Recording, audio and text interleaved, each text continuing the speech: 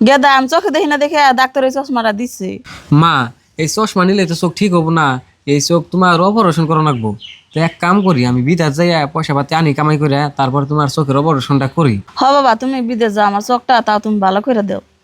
কালকে সকালে উঠে আমি বিদেশ যাম গানি। ঘরে দিয়ে যাই তোমার।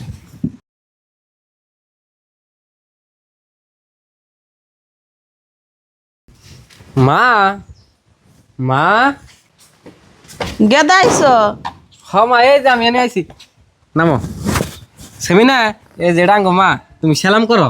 কেরা গেদা সালাম করবো? মা সেমিনা তুমি বউ, আমি বিদেশ যাই আর বিয়ে করছি।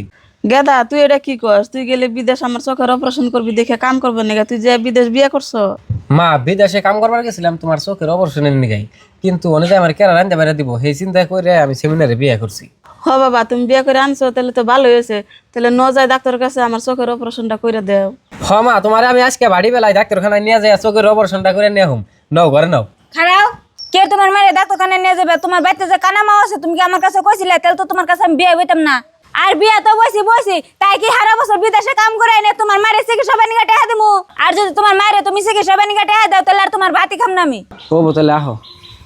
আগে দেখাও কি কোন চাষি?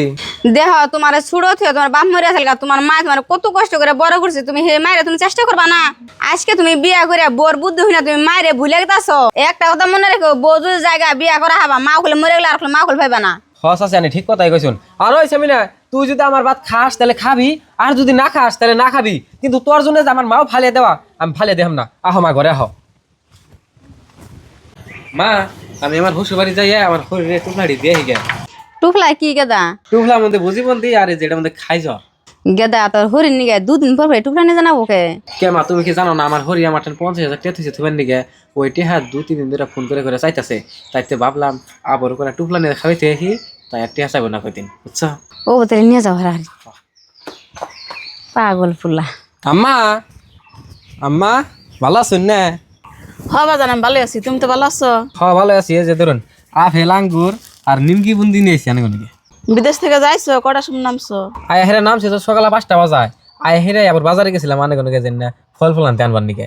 এখন আয় হেরে আবার অনেক বাড়ি ফেললাম। তোমার মানি গে আনো নাই কোন তাই? মান্নিকে নেই নাই, মান্নিকে নিয়ে যাবো ভাবছি, বললাম কি আগে আমার এনে খাবে থুয়ে আসি।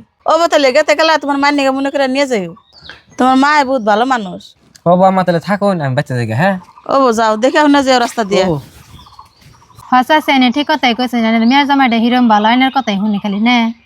আমার মেয়ে জামাই সেরকম বলো, আমার কথা ছাড়া একটা কথা শুনবো না তো। বিদেশ থেকে আইতে গেলেন কমও 50 বার ফোন করছে, মা নি কি করতা শুন, কোনটা খাইছুন নি? ও বসাছি আন্নে ঘরে জানে আমি তার জায়গায়। ও যাও আবার আইও পরে। আজকে তো জামাইরে 50,000 টাকার কথা কই হারলাম না, আর কমু কেমনে? জামাই তো আমার কথার বাইরে যায় না।